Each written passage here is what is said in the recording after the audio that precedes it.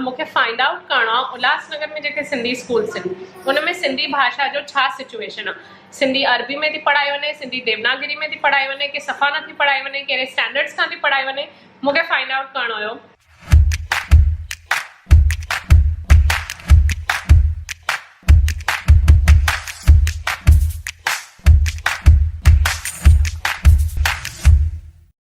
जय झूलेलाल। असीं वेठा आहियूं RGS स्कूल में ऐं हाणे मुखातिब थींदासीं अरुणा बेदी सां, जेका हाई स्कूल जी प्रिंसिपल आहे। बिफोर दैट मूंखे तव्हांखे ॿुधाइणो आहे, अॼु मां आशा दी खे कंपनी थी ॾियां। मूंखे फाइंड आउट करणो आहे उल्हासनगर में जेके सिंधी स्कूल्स आहिनि उन में सिंधी भाषा जो छा सिचुएशन आहे। सिंधी अरबी में थी पढ़ाई वञे, सिंधी देवनागरी में थी पढ़ाई वञे, कि सफ़ा नथी पढ़ाई वञे, कहिड़े स्टैंडर्ड्स खां थी पढ़ाई वञे, मूंखे फाइंड आउट करणो हुयो। मां आशा दी खां पुछोमांनि if I can come along, छाकाणि त आशा दी सिंधी स्कूल्स में वेंदा आहिनि, चेक कंदा रहंदा आहिनि एंड टीचर्स प्रोवाइड कंदा आहिनि, सभु कुझु कंदा आहिनि सिंधी स्कूल्स लाइ। सो या अॼु असां RGS स्कूल में आहियूं। मां अरुणा बेदी मैडम जे साम्हूं वेठी आहियां, जेके प्रिंसिपल आहिनि सेकेंडरी सेक्शन जा, एंड उन्हनि खां थोरा सुवाल था पुछूं। अरुणा बेदी मैम, तव्हां प्लीज़ पंहिंजे बारे में थोरो ॿुधायो। मां मिसिस अरुणा बेदी 37 सालनि खां हिन स्कूल जी सर्विस में आहियां। पहिरीं मां हिते प्राइमरी सेक्शन पढ़ायो, सेकेंडरी बि पढ़ायो आहे, कॉलेज के बि पढ़ायो आहे। लास्ट 12 सालनि खां हिते प्रिंसिपल जी पोस्ट ते आहियां। त हिते RGS school Ulhasnagar camp number 4 में आहे, चौथे नंबर में आहे। RGS स्कूल में सिंधी पढ़ाई वेंदी आहे? हा, RGS स्कूल में अॼु 37 सालनि खां जॾहिं खां मां आहियां, 82 में मां जॉइन थी हुयसि। जीअं त माइनॉरिटी स्कूल आहे ऐं सिंधी जी संस्था आहे, सिंधियुनि जी संस्था आहे।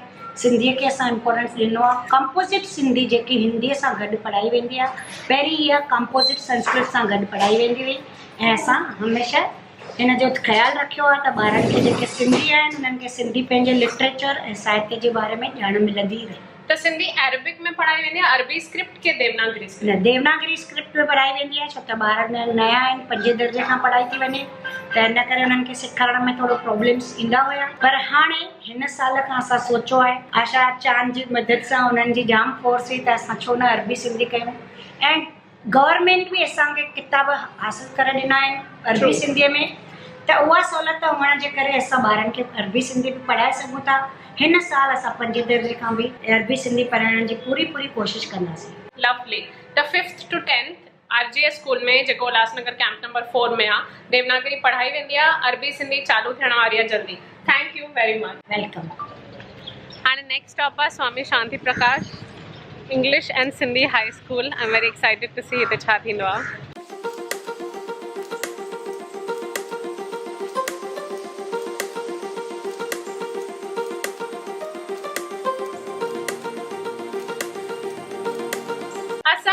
शांति प्रकाश स्कूल में आयो। शांति प्रकाश स्कूल ॾाढो ब्यूटीफुल कैंपस अथनि एंड हाणे CBSE बि चालू कयो अथऊं, CBSE मीडियम इंग्लिश में। हा, इंग्लिश में। एंड उन्हनि जा जेके इंचार्ज आहिनि Durga madam and head GS Ahuja sir आहिनि, जेके हितां जा मैनेजमेंट संभालींदा आहिनि शांति प्रकाश स्कूल जा। हाणे असां हिते सभु ॻाल्हायूं पिया, सिंधी अरबिक में थी सेखारे वञे कि देवनागरी में, ऐं कहिड़े दर्जनि में थी सेखारी वञे। CBSE इंग्लिश मीडियम जेको तव्हां चालू कयो आहे, उन जी स्ट्रेंथ घणी आहे, घणा ॿार आहिनि? 136 टोटल। त इहो नर्सरी ऐं PG to 4। ओके। एंड इनमें लॻभॻि सिंधी ॿार घणा हूंदा? 80%। वाओ, 80% सिंधी ॿार। असां हाणे GS Ahuja sir and Durga madam and मां एंड आशा चांदी असां डिस्कस पिया कयूं कि सिंधी ओरली नर्सरी खां कीअं सेखारी वञे। त असां हाणे डिस्कस था कयूं कि अगरि मां अची करे जेके सिंधी संगत नंढनि ॿारनि जा ठाहिया अथऊं बैत, उहे सेखारियां। Are you okay with that? हा, आई हैव नो प्रॉब्लम। त पोइ बट मूंखे पेरेंट्स सां कंसर्न करणो पवंदो हिन ॻाल्हि जे लाइ। अगरि उहो विलिंग आहिनि त असांजे स्कूल जी तरफ़ां जीअं मिस्टर GS आहूजा सर जन चवंदा तीअं असां फॉलो कंदासीं। ओरली जेकी परमिशन आहे उहा GS आहूजा सर था ॾियनि। सर, तव्हां इन ॻाल्हि लाइ छो सहमत आहियो? तव्हांजे हिसाब सां सिंधी बैत सेखारणु खपनि ॿारनि खे? सेखारणु घुरिजनि, पर उन सां गॾु पेरेंट्स ऐं मैनेजमेंट खां बि मंज़ूरी वठनि। राइट। उहो जेको प्रोसीजर आहे सॼो ॾाढो माना कंफ्यूज़िंग आहे कि तव्हांजे हिसाब सां मैनेजमेंट सम्झी वेंदी एंड प्रोसेस जल्दी थी वेंदो। जेको ओरल बैत सेखारे वेंदा उहो मां मुख्य अथॉरिटी आई ॾेई सघां थो, पर पेरेंट्स खां मंज़ूरी वठणु ज़रूरी।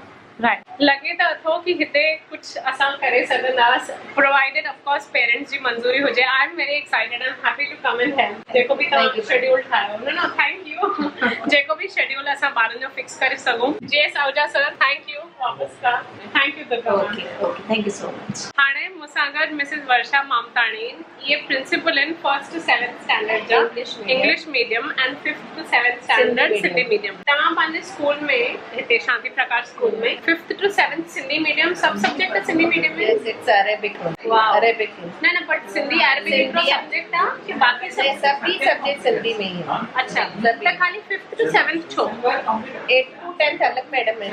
अच्छा पर आए सेपरेट हाँ मैडम वो भी सिंधी मीडियम दी अलग है। 1st to 5th वो भी आए 1st to 5th नहीं है 5th to 7th Sindhi Arabic पर 1st to 5th fourth Sindhi नहीं मीडियम है काने 1st to 4th नहीं है। अच्छा हिते 5th खां सिंधी मीडियम अवेलेबल आहे स्कूल पढ़ाई 5th to 10th ताईं एंड जेको इंग्लिश मीडियम आहे उनमें सिंधी एज अ सब्जेक्ट आहे। जी हाँ आहे 5 खां 7 दर्जे ताईं सिंधी देवनागरी है। ओके अरबिक में न पर 1st स्टैंडर्ड में अरेबिक चालू कई है उनमें 16 अखर सेखारिया। वंडरफुल त हे फर्स्ट खां जेको चालू कयो इहो इंग्लिश मीडियम में इंग्लिश तव्हां सिंधी अरबिक चालू कयो असां सिंधी जी हाँ कंग्रेचुलेशन थैंक यू। शांति प्रकाश स्कूल 5 नंबर में हर स्टैंडर्ड में माना कटे सटे होड़ा सिंधी अरबी भी सेखारींदा आहिनि सिंधी देवनागरी। हाउ लवली इहो थियो शांति प्रकाश स्कूल जो। हाणे असां मिलूं था ॿिए स्कूल में। थैंक हाणे असां नेताजी स्कूल में आया आहियूं। रेखा ठाकुर दी जे साम्हूं वेठा आहियूं। इहे नेताजी स्कूल जा प्रिंसिपल आहिनि but also she is the secretary of Sindhu education society ऐं आई एम हाणे सफ़ा माइंड ब्लोन छाकाणि त एॾी लंबी लिस्ट आहे of all the institutions that she heads. Presenting to you the lovely Rekha दी तव्हां कहिड़े कहिड़े इंस्टीट्यूशंस जा हेड आहियो? जय झूलेलाल। मां रेखा ठाकुर मां सिंधु एजुकेशन सोसाइटी उल्हासनगर जी जेका सभिनी खां पुरानी सिंधी संस्था आहे जिनजा जाम सारा इंस्टीट्यूशंस पूरे उल्हासनगर में हलनि था। जाम सारा स्कूल्स कॉलेजेस जीअं त सिंधु एजुकेशन सोसाइटी जे अंडर 4 इंग्लिश मीडियम स्कूल्स आहिनि 3 junior colleges 1 degree college and 3 Sindhi medium schools and 2 Hindi medium schools. And apart from it is a proud moment for all of us that from last year we have started with semi-English with Sindhi subject. Your semi-English with Sindhi subject mana? It is like 12 English padhna but Sindhi subject will be the compulsory subject in first language. Lovely. And उनमें भी हिकु जाम सुठी ॻाल्हि आहे कि असां वटि सिंधी ॿारनि सां गॾु नॉन सिंधीज़ भी सिंधीज़ था पढ़नि। वाओ मां जंहिंमहिल होली क्रॉस स्कूल में हुयमि त मूंखे कोई ऑप्शन न हूंदो जंहिंमहिल मूंखे Marathi as a compulsory subject हुयो त I am very happy to see कि सिंधी भी कंपल्सरी सब्जेक्ट आहे। दी तव्हांजे स्कूल्स में सिंधी लैंग्वेज जो छा स्टेटस आहे? पढ़ाई वेंदी आहे कहिड़े कहिड़े दर्जनि में एंड अरबिक के देवनागरी? हूअं त असां जीअं मां ॿुधायो कि असां वटि सिंधी मीडियम स्कूल्स बि आहिनि उनमें सिंधी पढ़ाई वेंदी आहे पर गॾी गॾु जीअं आशा चांद मैडम आहिनि जेके जाम कुछ करे रहिया आहिनि पंहिंजे असांजे सिंधी लैंग्वेज जी प्रमोशन जे लाइ। उन्हनि जा जेके बि पोएम्स ऐं स्टोरीज़ जा जेके वीडियोज़ आहिनि उहे असां पंहिंजा जेके बि सिंधी ॿार आहिनि उहे इंग्लिश मीडियम हुजे या सिंधी मीडियम उन्हनि खे वीकली वंस असां एडी रूम में उहे सभु पोएम्स एंड स्टोरीज़ सेखारींदा आहियूं।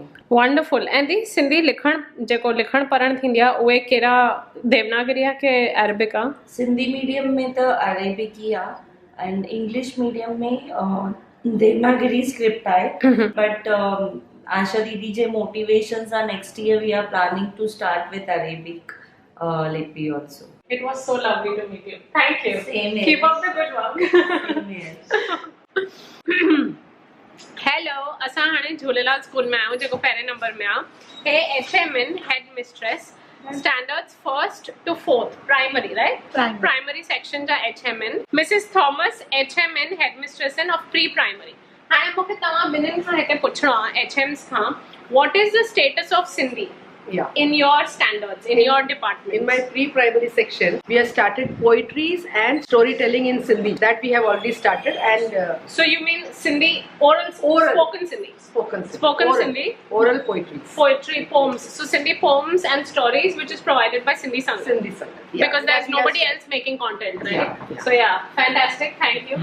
Now, in your standards, what is the status of Sindhi? हाँ हिन महिल ताईं सिर्फ़ु असां ओरल अल्फाबेट्स बि कयासीं जेको असांखे ऐप ॿुधायो मैडम आशा चांद, उनजे थ्रू असां ओरल सिंधी कई, माना पर हाणे अलफ़ बेबदक बि कई आहे, ओरल कई आहे, बेबिली बि कई आहे बिल्कुलु, ऐं अंदरो मां ख़ाली बि कयो आहे।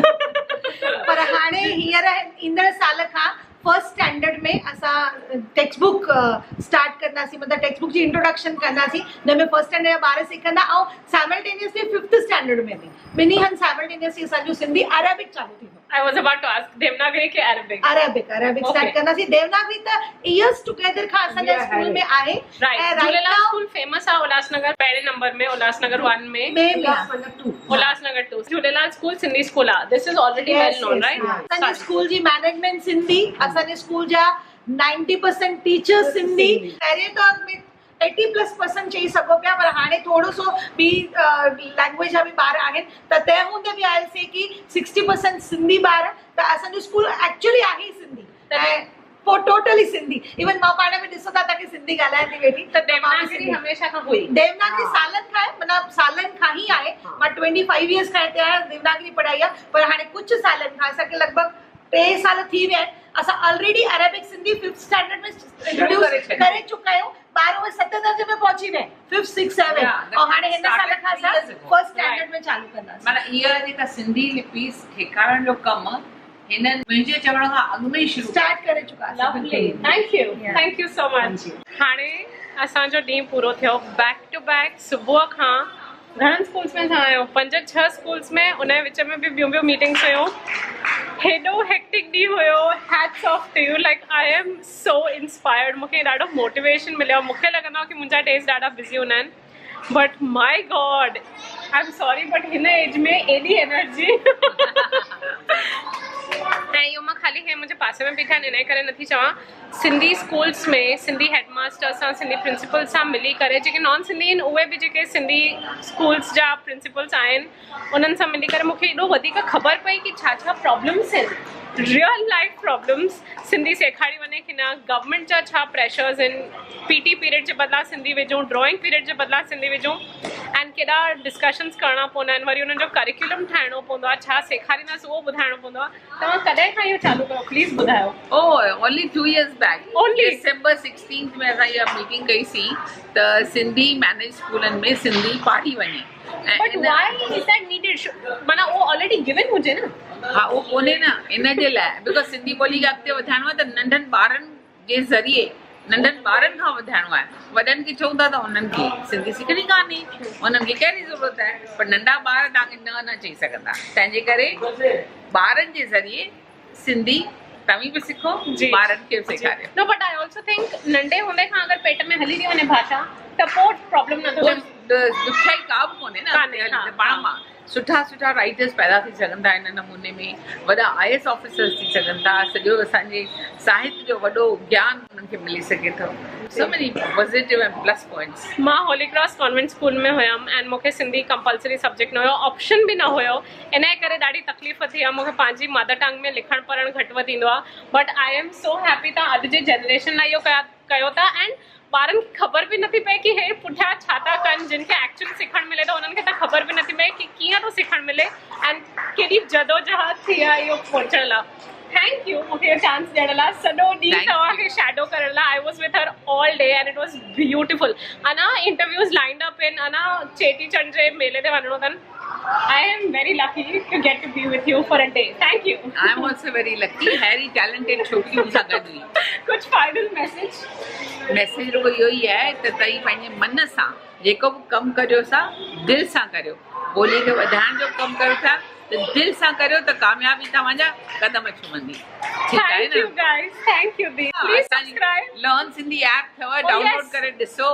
सिंधी संगत YouTube चैनल बाबा सिंधी चैनल जे लाइ 24 कलाकनि जे चैनल लाइ इंस्टाग्राम ते मोदी खे मोकिलियो, शशि वेम्पटी खे मोकिलियो ऐं हैशटैग असांजो DD सिंधी। हा, असांजो DD सिंधी विझण न विसारजो, ठीकु आहे न। प्लीज़ हिन वीडियो खे लाइक कयो, सिंधी फिल्म फेस्टिवल खे, सिंधी संगत चैनल खे, यूट्यूब खे सब्सक्राइब कयो ऐं असां मिलूं था ॿिए वीडियो में। बाय।